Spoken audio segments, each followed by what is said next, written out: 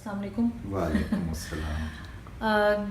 آج میرے مہمان ہیں ایک ایسے گیسٹ ہیں جن کو میں بہت جانتی تو نہیں ہوں، لیکن مجھے لگتا ہے کہ کچھ حد تک میں جانتی بھی ہوں، اس طرح سے کہ ان سے تھوڑا بریفلی تعارف ایک اور دوست ہیں انہوں نے کروایا، اور آج مجھے موقع ملا ہے کہ ان سے میں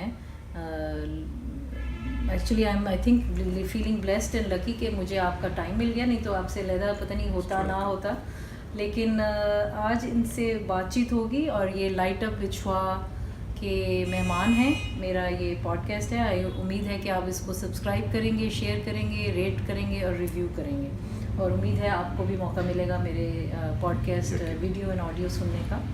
تو شاعری سے تو نہیں تعلق میرے پوڈ کاسٹ کا، لیکن کانشیس لیونگ اینڈ پیرنٹنگ سے ہے. تو آپ کا پلیز اپنا پورا نام بتائیے اور بریفلی بتائیے آپ کیا کرتے ہیں. میرا نام محمد سلیم اختر ہے، اور قلمی نام جو ادبی حوالے سے میرا استعمال ہوتا ہے سلیم گرمانی کے نام سے. لٹریچر سے بنیادی طور پر میرا تعلق ہے. اقبالیات کا بھی اسٹوڈنٹ ہوں، اردو لٹریچر کا بھی اسٹوڈنٹ ہوں. اسی میں ماسٹر کیا میں نے، اور علمی اور ادبی صحافت سے بھی متعلق ہوں، اور کسی حد تک کتابوں کی اشاعت پبلشنگ سے بھی میرا تعلق ہے. Nice, thank you.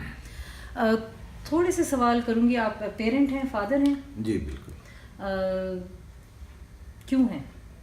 آپ نے سوچا تھا کہ آپ نے فادر بننا ہے، یا کانشیس ڈیسیجن تھا، یا بس بیکاز شادی کر دی گئی ہو گئی اور آپ باپ بن گئے؟ نہیں، یہ شعوری فیصلہ تھا. اچھا. اور کتنے بچے ہیں آپ کے؟ میرے 4 بچے ہیں. اچھا، بیٹا بیٹی؟ 2 بیٹے ہیں، 2 بیٹی اچھا، ہیں. Even out. اچھا چلے. اور یہ ایک شعوری فیصلہ تھا. اچھا.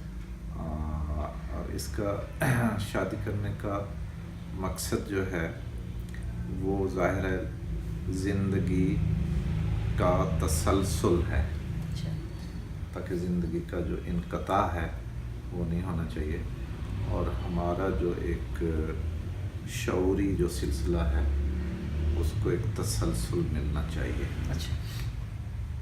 ہاں، اب یہ اپنی اپنی کوشش ہوتی ہے، جدوجہد ہوتی ہے، مقابلہ ہوتا ہے آپ کا ماحول سے، اپنی ذات اور کائنات کا.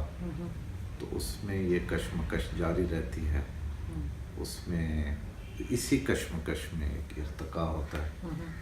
اسی کشمکش میں جو ارتقاء ہوتا ہے وہ پچھلے چند ہزار سالوں سے انسانیت وہ سفر طے کر رہی ہے. اسی کے نتیجے میں آج انسانیت علمی، تہذیبی اور ثقافتی لیول پر آج موجود ہے جس جگہ پر. یہ وہی سفر ہے جو آئندہ بھی جاری رہے گا انشاءاللہ. اچھا، تو آپ خوش ہیں اپنے پیرنٹنگ سے؟ بچوں کی نہیں میں بات کروں گی، میں آپ کی بات کروں گی. جی. یا آپ کے بچے آپ سے خوش ہیں؟ الحمدللہ بالکل خوش ہیں. تو ان سے پتہ چلے گا بات کر کے. بالکل. کوئی ایسی ایگزامپل جس سے آپ سمجھتے ہیں کہ آپ اچھے فادر رہے ہیں؟ بڑے ہیں آپ کے بچے؟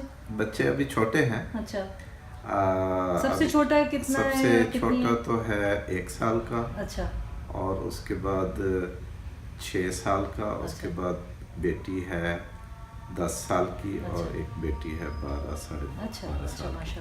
ابھی وہ کچھ بڑے ہوں گے تو تب وہ آپ کو بتا سکیں گے. ہاں. اچھا. تو آپ تو پھر بہت بزی ہیں. جی ہاں، یقیناً. یہ تو چھوٹے بچے ہیں. جی چھوٹے بچے. اچھا. تو انجوائے کرتے ہیں آپ فادرہڈ؟ بہت زیادہ. اچھا. بالکل. وقت کیسے بس گزارتے ہیں اپنے بچوں سے؟ اپنے بچوں کے ساتھ ان کو اسکول میں خود چھوڑتا ہوں، بچوں کو خود لیتا ہوں. اچھا. اور یہاں کی جو جاب ہے، جاب کے بعد پورا ٹائم انہیں کے ساتھ گزارتا ہوں. بات چیت کرتے ہیں ان سے؟ ہاں جی، ان کو گھماتا پھراتا ہوں، اور ان سے بات چیت ہوتی ہے. کس طرح کی، کس لیول کی؟ شاعری سے ان کو تعلق ہے کوئی؟ آپ ان کو چاہتے ہیں کہ ان میں شاعری کا عنصر آئے یا کچھ ایسا؟ ابھی شعوری طور پر تو شاعری کو وہ نہیں سمجھ سکتے. نہ اس سے متعلق وہ ابھی ان سے بات کی جا سکتی ہے. لیکن انڈائریکٹلی جو ایک آپ کا انداز ہوتا ہے بات کرنے کا، یا بعض اوقات آپ کوئی نظم ان کے لیول کی ان سے شیئر کرتے ہیں تو اس سے ان کی پرسنالٹی میں جو ایک ردم آتا ہے وہ غیر محسوس طریقے سے ٹرانسفر ہوتا ہے. تو اچھا، یہ بھی انٹرسٹنگ بات ہے. تھوڑا سا اور پوچھوں گی کہ آپ امپوز کریں گے اپنے بچوں پہ کہ کیا وہ بنے؟ قطعاً نہیں. اچھا بالکل. اچھا، وہ ان کو فریڈم ہوگی، اسپیس ہوگی، پورا موقع ملے اچھا اپنا انتخابات کرنے کا، زندگی میں کیا ان کا چوائس ہے، کیا نہیں ہے، کیا قبول کرنا ہے، کیا رد کرنا ہے. شعوری لیول پر کچھ بھی امپوز نہیں کرنا چاہیے. اچھا، یہ کب آپ نے ڈیسائیڈ کیا؟ یہ شروع سے آپ ایسے ہیں یا آپ ابھی مجھے صرف یہ کہہ رہے ہیں؟ نہیں، سفر میرا کافی طویل ہے. اچھا. اس میں مطالعہ، مشاہدہ اور کچھ اپنی ہڈ بیتی ہوتی ہے کہ بتاؤ جب آپ بچے تھے تو آپ کے ساتھ کیا ہوا، آپ کے پیرنٹس نے کہاں غلط کیا، کہاں صحیح کیا. آپ کرتے ہیں اس کا تجزیہ؟ تو یہ بندہ سوچتا ہے، سوچنے والا بندہ. اچھا، ہر کوئی نہیں سوچتا. جی ہاں. پھر یہ لٹریچر مختلف جی جی ہر طرح کا جب ہم نے پڑھا تو اس نتیجے پہ پہنچے کہ آزادی جو ہے انسان ہے ہی اسی لیے. شاید ابھی تک کوئی اور کریچر ایسا دریافت نہیں ہوا جس کے پاس فری ول ہو پوری کائنات میں.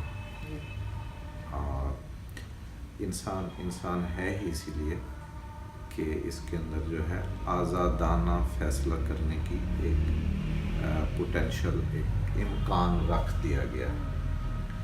یہ علیحدہ بات ہے کہ ہم اس کو دبا دیتے ہیں مختلف حوالوں سے، اپنی ایجوکیشن سے یا اپنی کوئی ثقافتی اقدار سے یا کچھ مذہبی دباؤ ہوتے ہیں. لیکن یہ اصل سونا تو یہی ہے انسان کا، جو انسان کو پوری کائنات سے ایک ممتاز اور نمایاں مقام دیتا ہے، وہ آپ کی فری ول ہے. اور یہی ایک چیز ہے جسے بیولوجیکلی مسنگ لنک کہا جاتا ہے. اچھا. باقی اسپیشیز سے ایک دم جو ایک ایمرجنٹ ایولیوشن ہوا ہے جی، وہ کیا ہے کہ اس مقام پر کیسے انسان پہنچ گیا. اچھا. اینیمل لیول سے جب وہ اوپر اٹھتا ہے تو اس کے پاس کیا چیز ہے، وہ یہی ہے کہ اس کے پاس فری ول ہے.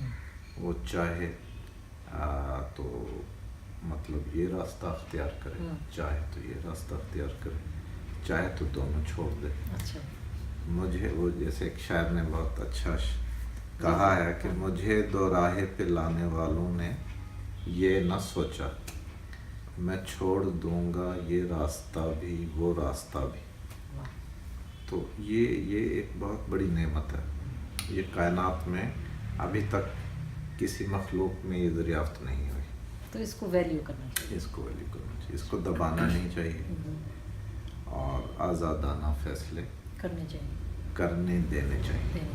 تو آپ کو ملے موقع اس کا، آپ کے پیرنٹس نے دیے؟ میرے پیرنٹس نے ایک غیر محسوس سے دباؤ ہوتے ہیں یہاں پر. یہ نہیں ضروری نہیں ہوتا کہ پیرنٹس آپ کے یہ کہیں کہ یہ کرو یہ نہ کرو، لیکن وہ ایسے معیارات معاشرے کے، آپ کی اسکولنگ کیسی ہوئی ہے، آپ کے سراؤنڈنگس میں آپ کا ماحول کیسا ہے، اس سے بہت دباؤ پڑتا ہے.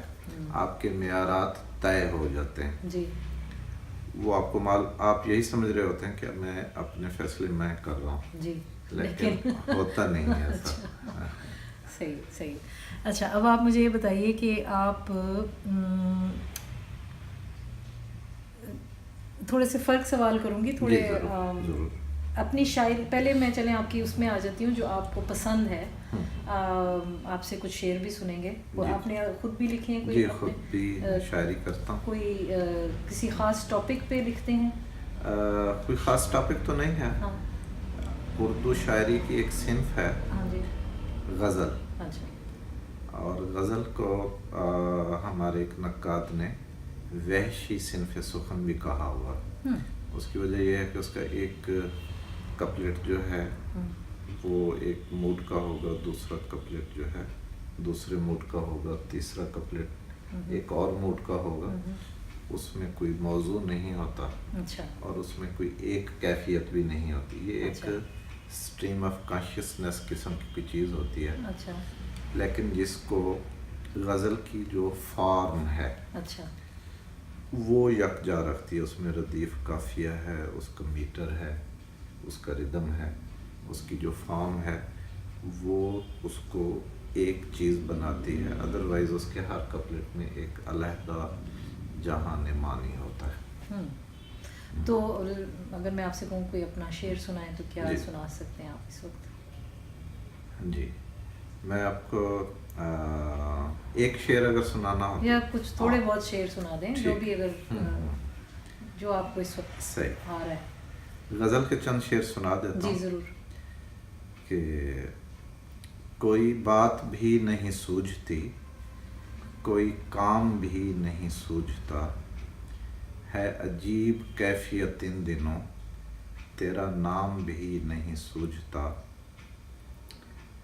कोई कैफ है न कोई कसक, हुई कैसी ज़िंदगी बेनमक, किसी सांवली का ख्याल तक सरे शाम भी नहीं सूझता। और जिसे पूजते रहे ख्वाब में, किए सजदे जिसको ग़याब में, वो है इत्तेफाक से सामने, तो सलाम भी नहीं सूझता। वाह। और धरी रह गई हैं फसाहतें, किसी काम की न बलागतें, बहुज़ूर यार सुखनवरों को कलाम भी नहीं सूझता। ये गज़ल वेरी नाइस। इसको ब्रीफली कुछ एक्सप्लेन कर सकते हैं जिनको ना समझ आए कि ये क्या है? इसके लफ्ज़ आजकल उर्दू ज़रा कमज़ोर है पाकिस्तानियों की ज़्यादा इंग्लिश भी आती है, यानी मुझे पता है, लेकिन उर्दू कमज़ोर है। उर्दू कमज़ोर है, लेकिन मेरा ख्याल है ये निस्बतन आसान थी और रोमांटिक कुछ अंदाज़ा है। गज़ल है, तो ये कम्युनिकेट करेगी। अच्छा बिल्कुल, थोड़ा सा उसको बताइए कि आपने क्यों लिखी, या इसमें क्या कहते हैं उसको, मरकज़ी ख्याल क्या है इसका? एक्चुअली गज़ल का मरकज़ी ख्याल होता नहीं है। अच्छा चलिए, मेरा गलत हो गया यहाँ पे। हाँ, मरकज़ी ख्याल एक्चुअली नसर का होता है, लेकिन मैंने इसको इसमें इस्तेमाल इसलिए किया कि भाई आप इसको बताइए कि क्या इसका कुछ निचोड़ क्या है मुख्तलिफ इसका? कैफियतें हाँ होती जी, हैं हाँ जी। इंसान की, उन कैफियतों का इज़हार है। वजूदी इजहार होता है। ये भी समझने की कायनात को, अपनी ज़ात को मुख्तलिफ फ़िलासफ़ीज़ रही हैं किसी ज़माने में। किसी ज़माने में ये होता था कि एक कायनात है, एक उसके अंदर कोई रूह है या क़ुव्वत है, तो ये डुअलिटी की फ़िलासफ़ी थी। जैसे बादाम होता है, उसका एक छिलका होता है, उसका एक मग़ज़ होता है। तो आजकल अमेरिकन वो उसमें काफ़ी रिवाज पाया स्ट्रक्चरलिज़म की फ़िलासफ़ी ने, तो उसमें कहते हैं कि ये स्ट्रक्चर जो है ऐसा नहीं होता, डुअल नहीं होता कि एक छिलका हो, एक मीनिंग हो, कायनात हो या उसको कोई मरकज़ हो, ऐसा नहीं। ये ज़रूरी नहीं कि कोई कंटेनर हो और कोई कंटेन्ड हो, कोई सिग्निफायर हो, कोई सिग्निफाइड हो। तो ये जो सोच थी पुरानी थी। अब जो है आप इस तरह सोचें कि जैसे ओला होता है, जब बर्फ़ का टुकड़ा होता है, वो ना कंटेनर है ना कंटेन्ड है, उसमें ना कोई लफ्ज़ है ना कोई मीनिंग है। तो लफ्ज़ और मानी आपस में यक जिस्म यक जान है। तो इंसानी वजूद जो है या ज़ात आप कह लें, वो भी इसी तरह की चीज़ है कि आप उसमें कोई मरकज़ा ढूंढेंगे या कोई उसका मकसद और मानी कोई जो मरकज़ी किस्म का हो, वो ऐसा नहीं होगा। इसी तरह गज़ल अगरचे कदीम सिनफ़े सुख़न है, लेकिन इसका कोई मरकज़ी ख़्याल नहीं होता, ये मुख्तलिफ़ कैफियतें होती हैं, इसको बस फॉर्म ने यकजा किया हुआ होता है। चलिए जी, सही। और कुछ कहना आप चाहिए? पूछिए। अच्छा चलिए, ओके। अब پھر آپ اتنے اس طرح کی سوچ بھی رکھتے ہیں تو پھر آپ سے تو صحیح ہے کہ پوچھنا کہ خودی یا ایگو کس کو کہتے ہیں آپ کے لحاظ سے، یا آپ نے جو سمجھا ہے اس کو؟ خودی جو ہے، علامہ اقبال نے اس لفظ کو رائج کیا اور پاپولر کیا پازیٹیولی. انا از نیگیٹو، آنا تھوڑی سی نیگیٹو ہے. اس کی کنوٹیشن نیگیٹو. خودی کو بھی اقبال سے پہلے جو ہمارے صوفیہ اس کو استعمال کرتے تھے تو نیگیٹیولی استعمال کرتے تھے. جو ہماری فلسفی ہے وحدت الوجود کی، اس میں بدقسمتی سے یہ چلا آ رہا تھا کہ انسان کی جو خودی ہے، خودی بمعنی انانیت ہے، اچھا، خود پسندی ہے، یا جسے نرگسیت کہتے ہیں یونانی اسی سے نارسسزم آیا. وہ ایک کہانی ہے نا یونانی میتھ کی، جی اس میں وہ جو دیکھ رہا ہوتا تھا پانی میں تو اس پہ عاشق ہو جاتا ہے اپنے ہی عکس پر. تو اس کو یعنی خود پسندی نیگیٹیولی کو نرگسیت کہا جاتا ہے. پھر اس کو فرائڈ نے ایک جو بیماری ہوتی ہے نفسیاتی، اس کا نام رکھا. کیا یہ کامن ہے آج کل آپ کے تجربے میں یا نہیں؟ یا آپ کیا کہنا چاہیں گے؟ نرگسیت جو ہے خود پسندی کا مطلب اگر یہ ہے کہ باقی لوگوں سے نفرت کرنی ہے پھر تو یہ بیماری ہے. خود پسندی اگر یہ ہے کہ باقی لوگ بھی اہم ہیں، میں بھی اہم ہوں، میری ذات بھی اہم ہے، پھر یہ ایک پازیٹیو چیز ہے.